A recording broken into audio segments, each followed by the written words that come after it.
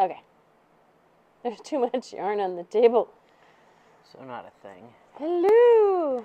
Good I morning. can put that away later. Good morning, and welcome to the Sun Dragon Sideshow. Oh, The Dear Becky and Lizzy edition. I'm being too boisterous for my microphone.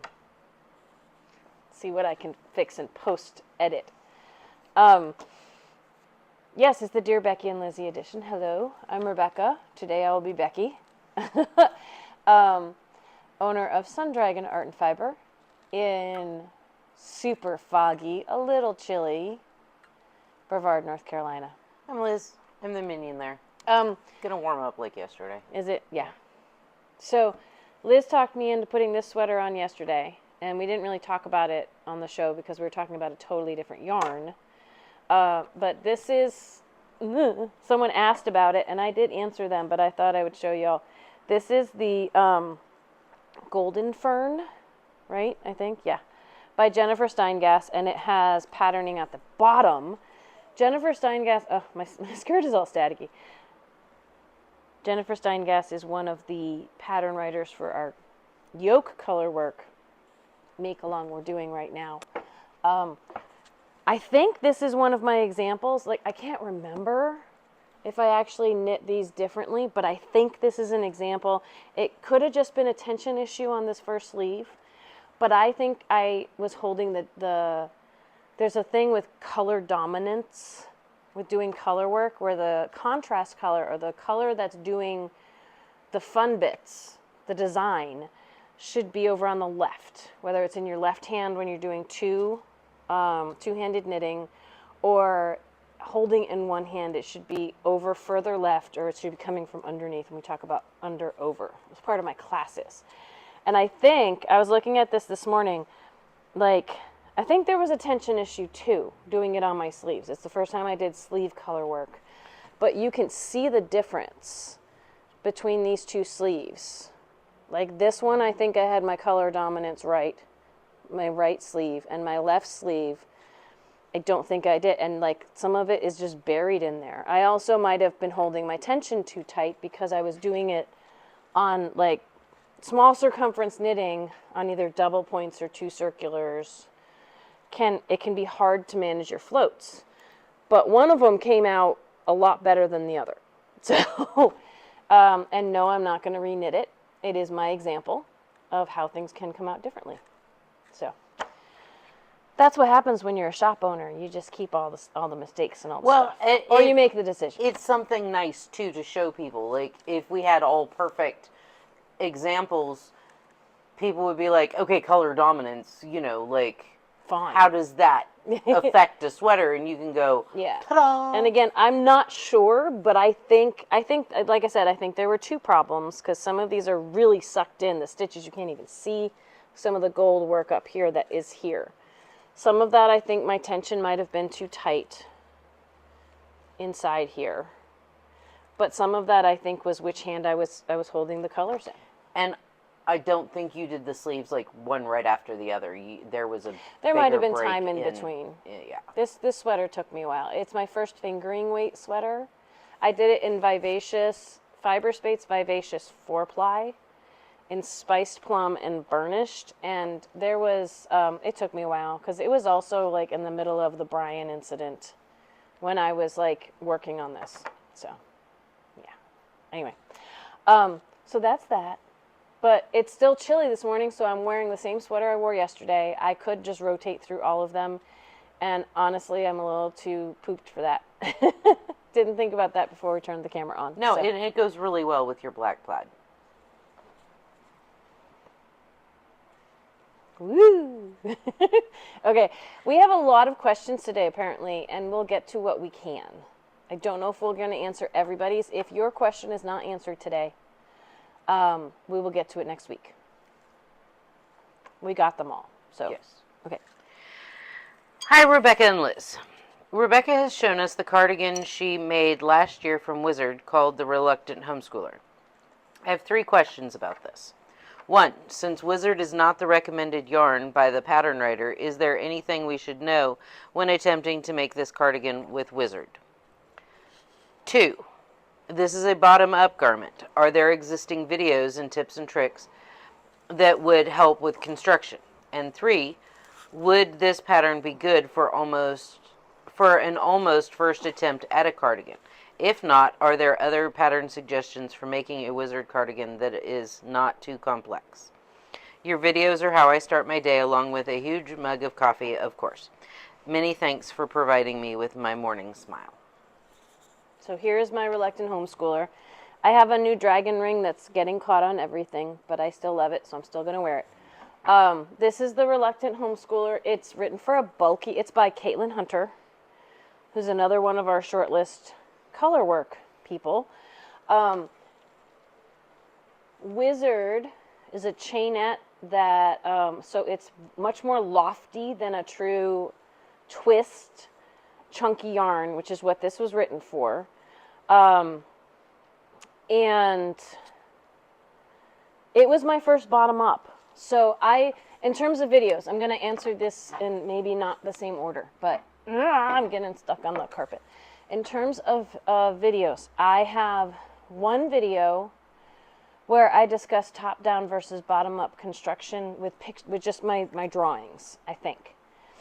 And I will try to link that in the description, but I don't have anything else. I don't have a video of where I joined, like you make the sleeves and you put them on stitch holders and you make the body, and when it gets up to the right height, you put it all on the same needle. You're going to have a bind off on your sleeves and on your body that match up, and it's going to leave a hole right there where it's going to leave a little gap right here when you join it all together, and you have to sew that together when you're done. I'm not an expert. I made this one. I have a couple other on needles that might be bottom up, but I haven't, finished them yet. So I don't have a video showing me actually doing that. I just have a video talking you through with pictures, with my little drawings. That's the best I got on that. Because if there were all the time in the world, I'd have all the videos in the world. But while I'm doing the online series, I'm finding I don't have the time and energy to be making the straight up YouTube videos too. So, like I said, I'll try to link the one that I think might address this a little in the description. What was part 1? It was about Since Wizard is not the recommended yarn for the pattern, or by the pattern writer, is there anything we should know when attempting to make a cardigan with the Wizard? Test your gauge. Always test your gauge. Even if you're using yarn that is like a substitute for what the pattern writer wrote, even if you're using the same yarn that the pattern writer wrote for, test your gauge. This is a lofty yarn that the sweater feels a lot lighter. It's warm, but it feels a lot lighter than if I used a traditional like plied twisted yarn, because this chainette looks a lot thinner than a bulky, but it's like a down jacket. It's like a puffer jacket. It traps air inside, so it can be thinner but just as warm. I knit this on an 11. The Wizard yarn says like a 10 to 10 and a half on it. I knit it on an 11. I'm pretty sure I got gauge or close to it. I might have had to do a little fudging with, well, my gauge is a little smaller, so I know it's going to come out smaller. So I might have to go up a size or actually do math to try to figure out what the difference is going to be. And that could actually be the difference between you and the pattern writer's gauge. Like, because you've done, this is Caitlin Hunter? Yeah.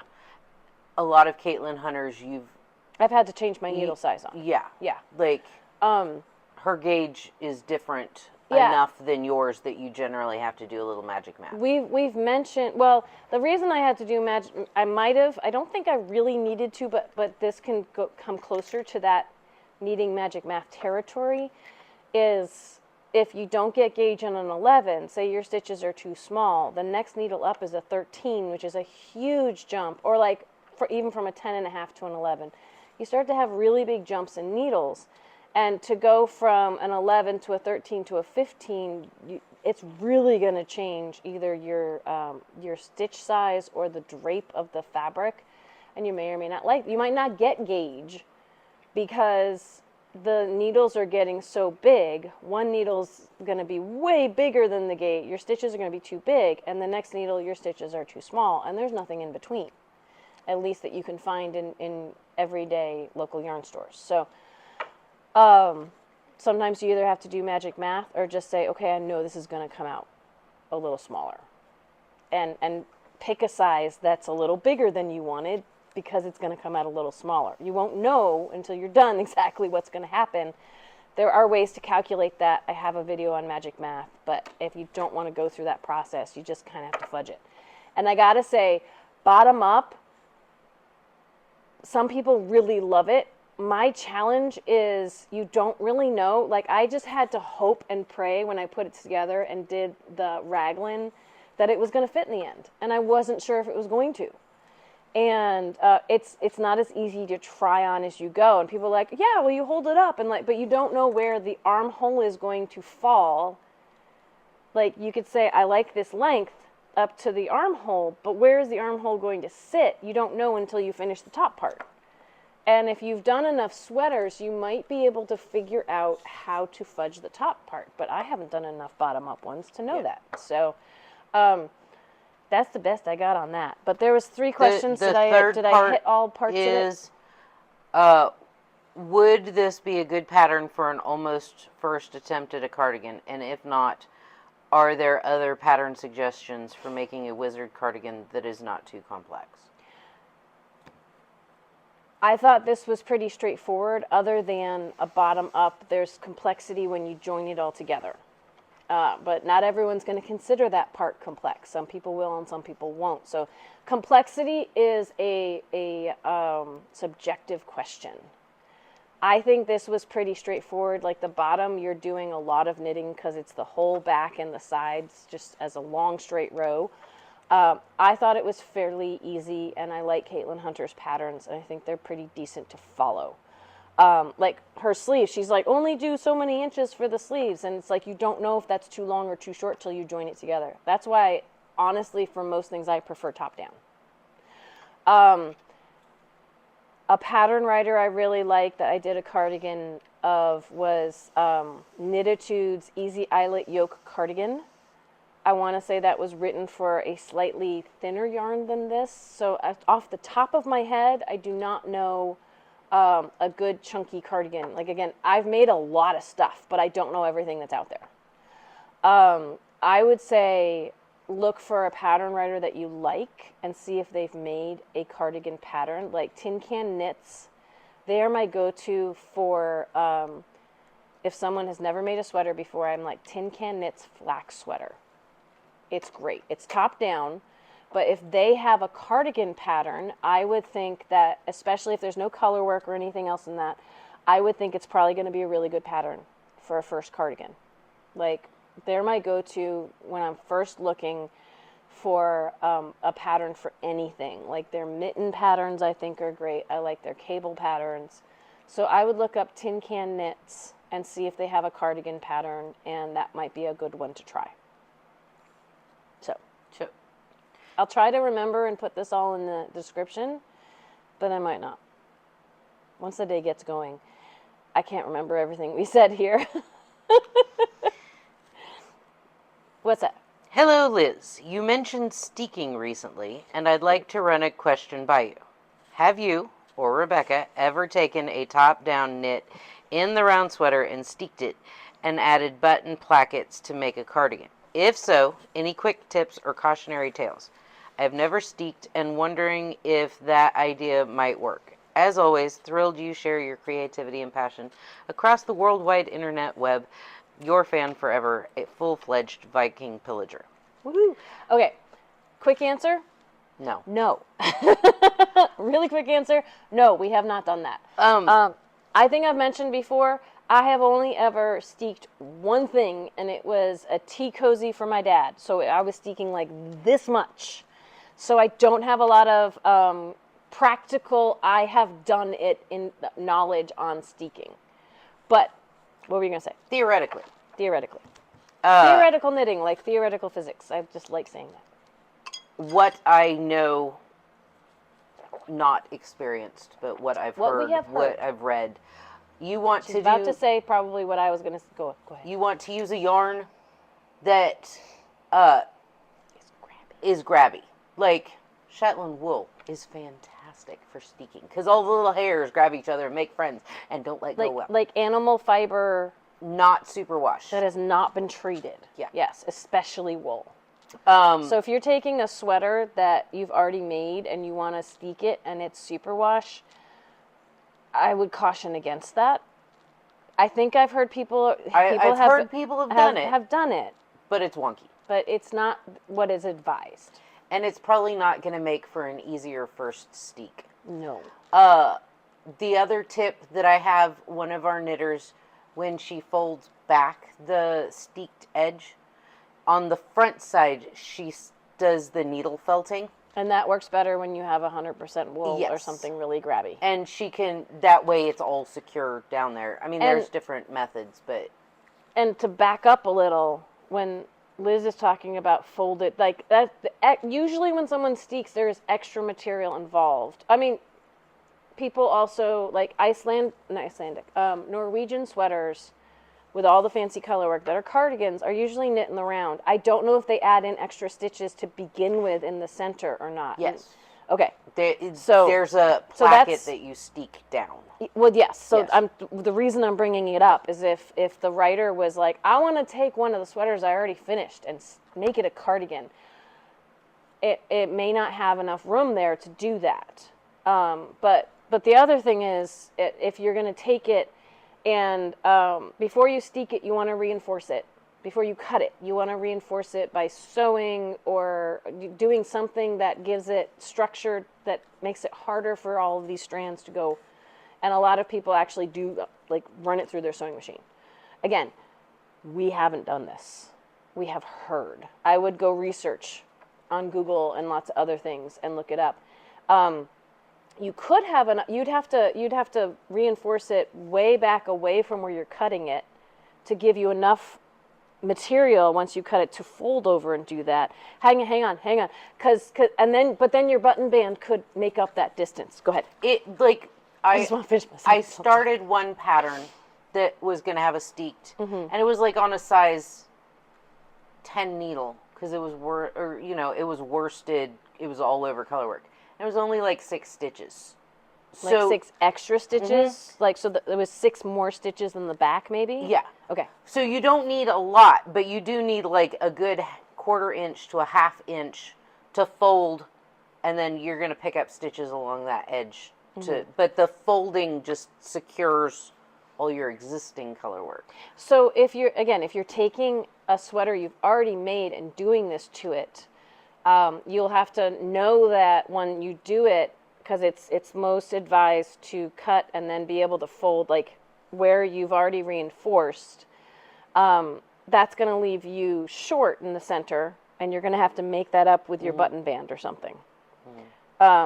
So I have heard the first time you do it is terrifying. Yeah. But then you realize it's not that bad. So I would do a lot of research since we're not the experts. It's like the drop in the braid for the yeah. Yeah. Although that I know it's not gonna the whole thing's not gonna come apart. I feel like with steeking, I don't know that. I'm still worried it's gonna happen.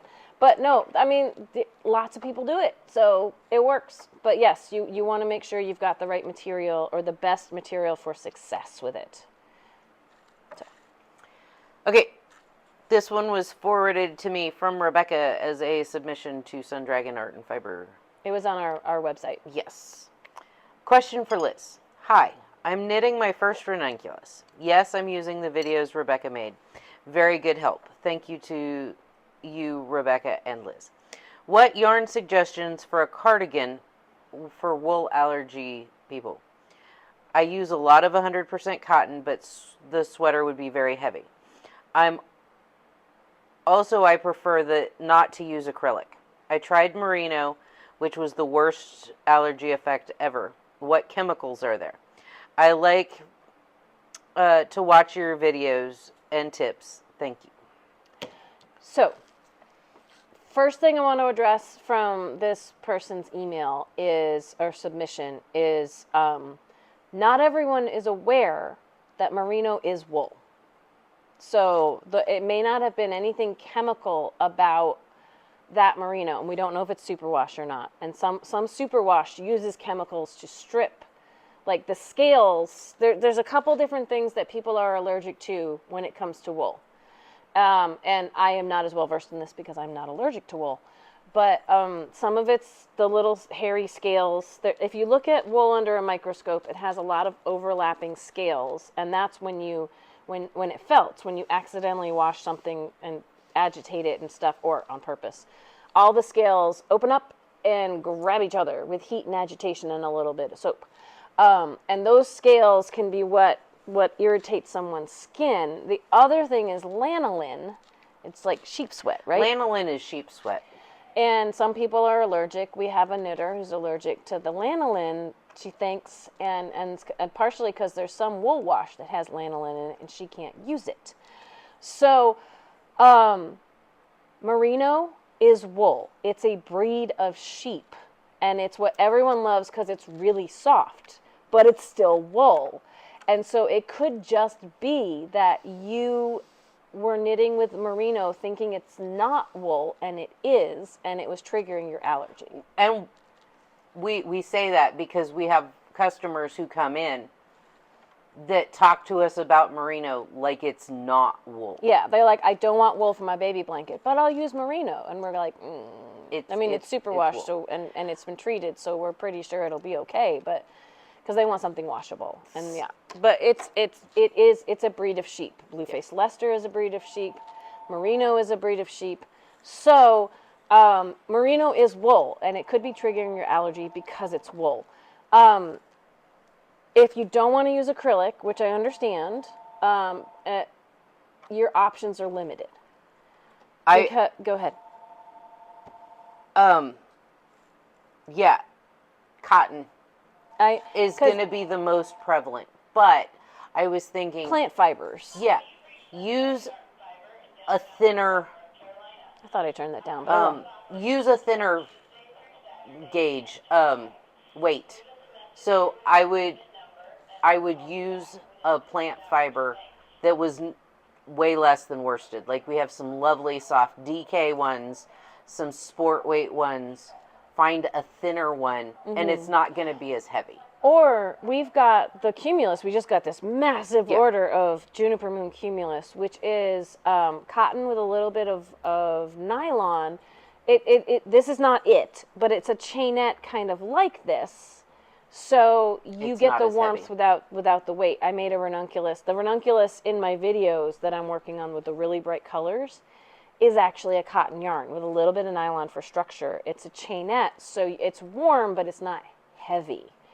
The we don't know if other animal fibers are going to have the same allergy problem, even if they're different from sheep. Like alpaca might be soft and lovely and not irritate you, but alpaca by itself doesn't have the structure for a sweater without growing, and you need the wool to stabilize it or something else to stabilize it, like acrylic, and it sounds like you don't want to use that. So it gets challenging. It definitely gets challenging of the main things people want to use to make sweaters and things like that. So plant fibers, we were talking yesterday about bamboo and how it's got a lot of chemical other stuff. It's not actually just like a bamboo plant has been made into yarn. When you see bamboo in yarn or in fabric, it's bamboo rayon. It means they cut down the bamboo and ran it through a rayon process, which is chemically heavy. It's still considered natural, but it goes through all the chemicals to become if the reason a fabric. to avoid acrylic is because it's not natural, yeah, a lot of natural fibers are treated in not so natural ways. So yeah, a thinner gauge cotton, a cotton linen blend maybe. But if you want a thicker sweater, it's either going to get heavy or you might want to use the chainette. Yeah, to look for a yarn that is a chainette, like the cumulus. And so I would check labels, or at least contents, because if you're getting such an allergy from even merino, I'd make sure there was no animal. Like we have some cotton wool blends, we have some cotton alpaca cotton cashmere blends. Like, they're starting to do all of these fancy blends. Mm-hmm. But then there's animal fibers Yeah. in there. And being allergic to wool doesn't mean you're allergic to the other animal fibers, but it could. I don't know. if you've never tested that, yeah. might be Yeah. to buy a cardigan's worth of yarn and then find out you're Yeah. allergic. A lot of other animal fibers, like the camelids, so alpaca, llama, camel, they actually make yarn out of camel stuff, there's not as much structure to it. So again, it's a nice idea, but it may not hold up. It may stretch out, and you're like, what happened? I wanted it. Like, the wool has the structure, but when people are allergic to wool, that gets really challenging. So, and we were talking before about wool allergies, and one of our customers who came in the shop recently said the superwash, they have different ways of treating the wool, and you could be allergic to one type but not the other. There is manually stripping it of those pieces that like to felt, that makes it superwash, and there's chemically treating it to do the same thing. And this person was still bothered by one of them but not the other. I think the manually stripped she could wear, but not the chemically stripped. And the thing is, companies don't put on their labels necessarily what has happened to it. So it is very, very challenging, definitely. Okay. Next question. We're getting this done, and I feel like we're hopefully doing them justice. So, aha. Oh, wise ones. I'm like, I want to do lotus position. I can't do lotus position. Quick question. I've always wondered, and now need to know. Does a bind-off take more yarn than a regular row of the same stitch count binding? I'm nearing the end of a project and will be playing Yarn Chicken soon. I'm just wondering how much I need to reserve for the bind-off. Thanks. Tied up in knots. I think conventional wisdom is it does. We have never measured. But what were you saying before? I've heard 4 times the amount, up to 4 times the amount needed to go across a row. Oh, I thought you just meant 4 times the length of the project. Like, because I mean, this was a while ago, but it was like, say, 4 times the amount for bind-off as it takes to go across a row. Okay, because I think what I've seen places is when you measure across your project, you want to make it 4 times the length of your project, which could be just as much as it takes to go across a row. So I would not play Yarn Chicken, or I would know that you're playing Yarn Chicken if you, like, I haven't actually measured how much it takes to go across a row. When I drop down and fix somebody's stuff, it's amazing the amount of yarn that will hang off the back for like this many stitches. The loop will be this long. So it's not something people think about, but your stitches, like, you use a lot more yarn than you think you do. Yeah, like it's like, okay, this is how big my fabric came out, but the yarn that went into that was this long. So if you're measuring how much for a row, I would get a kitchen scale. That, like, it's the easiest way. You can yard measure, or if you have one of the... I know where you're going with the kitchen scale. Part of where you're going with the kitchen scale. You can measure how much it takes to go across a row. Are you then saying multiply that times 4? Like, how many grams to go across a row? And then are you advising to keep 4 times that amount for your bind-off? I wouldn't necessarily keep 4 times because I've had leftover yarn, but I've also come really close. Okay. It depends on what bind-off you're using too. That's true too, because like that's why I hesitated, and Liz was like, "I'm filling in the gap." Ha ha ha. It's the easiest way to figure out how much it takes to go across a row. And a bind-off, it depends on the bind-off you're using. Like, the reason I hesitated is, like, the easiest bind-off is, like, knit 2 stitches and pull one over the other, and knit a stitch and pull it over. That doesn't sound like it uses more yarn. If you want it loose, we usually advise going up a needle size or 2, and that will use more yarn. If you're doing a stretchy bind-off, it may not feel like it needs more yarn, but you want to leave room so you're not binding off too tight. And, like, there's one bind-off of knit 2 together through the back loop that to me doesn't feel like it's going to use more yarn. But there's one where you knit and then pass it back and then knit together and then knit and pass it. That's more stitches. And if you're going to use an I-cord bind off, you're going to need a lot more yarn for that, because that adds stitches, and then so it depends on the bind off. I would hang on to more than you need for one row to be on the safe side. Like we've heard up to 4 times the amount for one row just to be safe. So, and I've lost at Yarn Chicken. I've been like, I think I have enough, and then I bind off and I get halfway through the row and I run out of yarn, and it was a cowl. It was a long cowl, but I had to back out my bind off and one more row to bind off. And then I had leftovers then, but that was, so, and some patterns will allow for cutting it short a row early, and some patterns might look a little weird if you do that, and that's personal preference. So I hadn't realized. I was just thinking 4 times I would err on the side of caution. We have not run all the scientific tests to be able to answer all these questions with precision. But I'm sorry, you were going to say something. Yeah, I've measured or weighed out left extra yarn, and I've either cut it really close or had massive amounts of yarn left over. It was like, wait, what? It's like measuring for a long tail cast. You're either going to get all the way to the end, or you're going to win it, Yarn Chicken! You're going to have or you're going to be like, left. Or you have too much. Yeah. Rather have too much than too little. Yes. Last question. Okay. Man, we're booking it through. We got through it all. And then we have to open the shop soon, though, so that's perfect.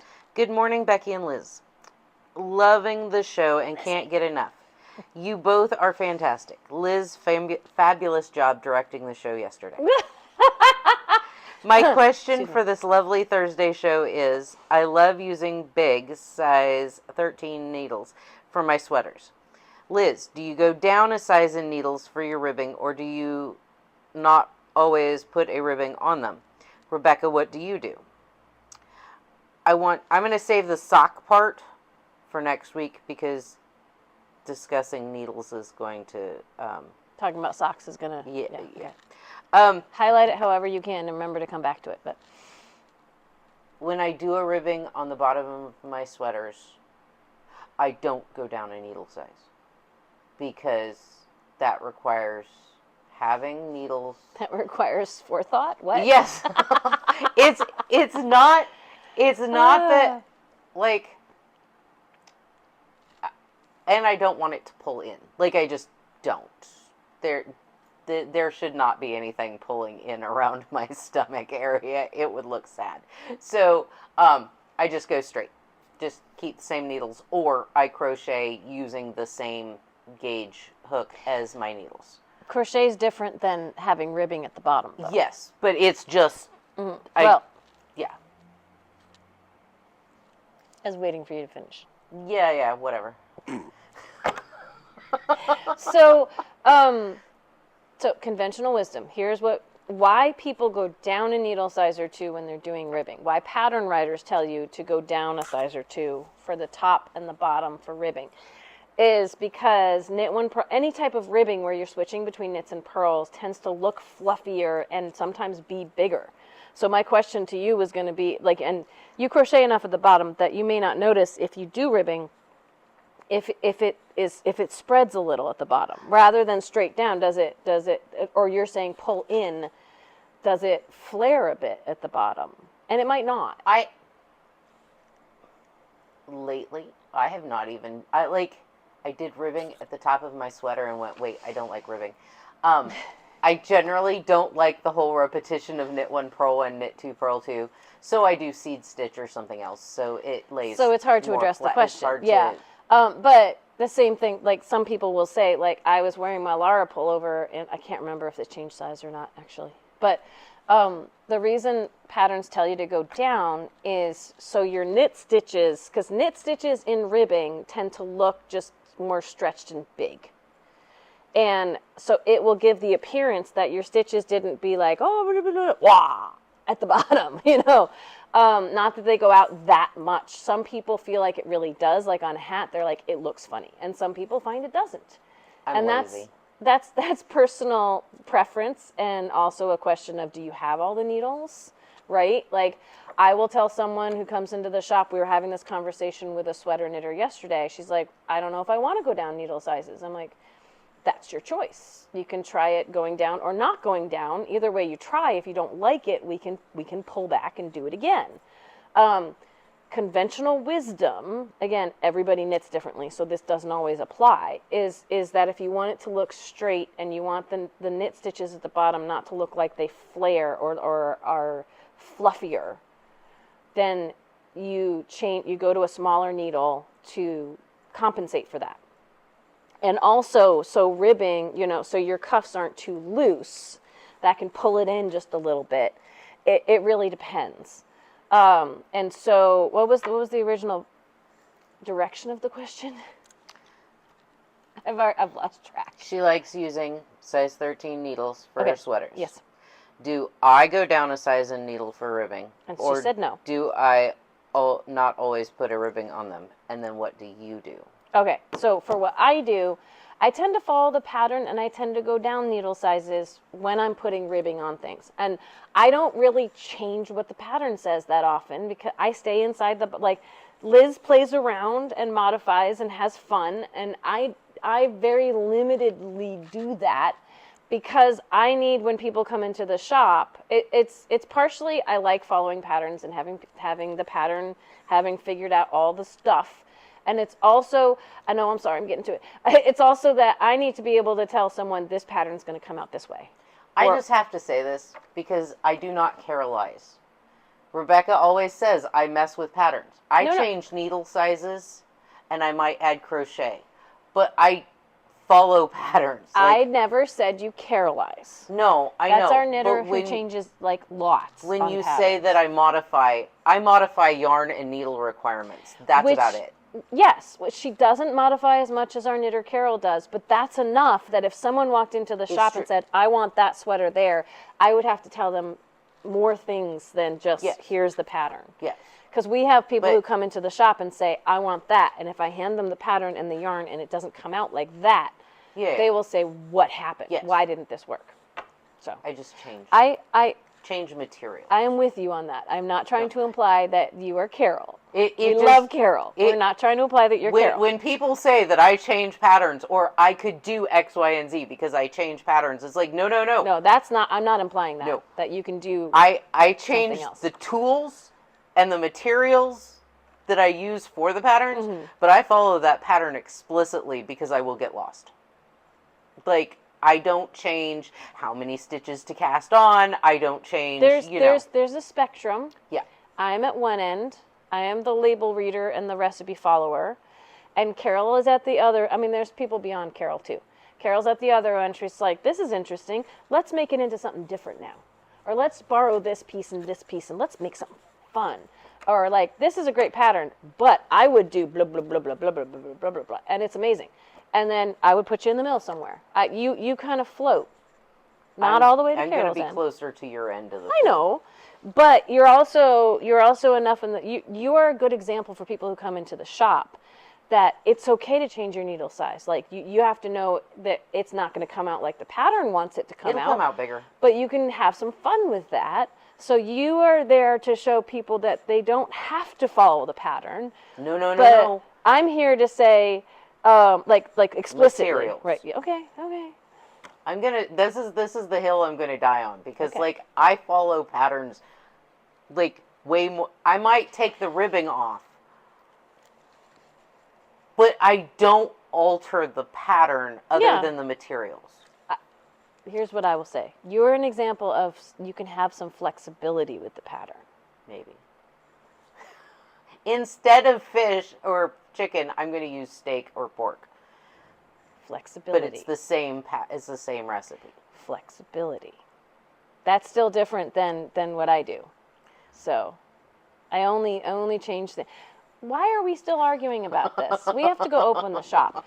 But no, seriously, this is the hill I will die on too. I'm not going to try to put you in a box, but I'm also going to say that what we do is a little different. You use exactly the same materials, and I got that, but I don't modify like... I never said you did! You're like, you modify patterns, and I don't. I modify the materials. Did you hear the word modify in her sentence? That's all I was implying. I never said that you like wildly changed the pattern. And No, I know. we've been but talking about this for 5 minutes now. You realize this, right? I do. Okay. We can go. And I think we agree mostly on what we're saying. Mostly.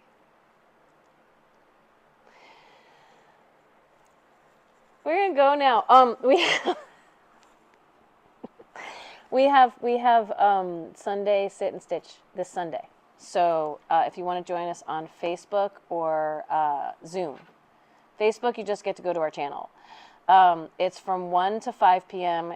Eastern U.S. time, and we're probably not going to do this in October. So this is your one chance for a couple of months, or at least a month and a half, to come hang out with us. It's not instruction time. It is just chill and like relax with knitting, and hopefully not get into verbal disagreements like this. But if we do, so what? It's all good. So I'll keep it kind of reined in, maybe. But you get into Zoom with the shop phone number. 828-877-3550. And we also have sit and stitch tomorrow night. I'm forgetting it's only Thursday. Yeah, I know. Tomorrow night, Friday night, we'll have it from 7 to 9 p.m. Eastern U.S. time. And it's the same thing. It's only on Zoom when it's Tuesday, Friday. Sundays are the only time we get Facebook involved. So have a good weekend. Liz subscribe, ring the bell, all the fun stuff. Liz only modifies yarn and needles. Yes.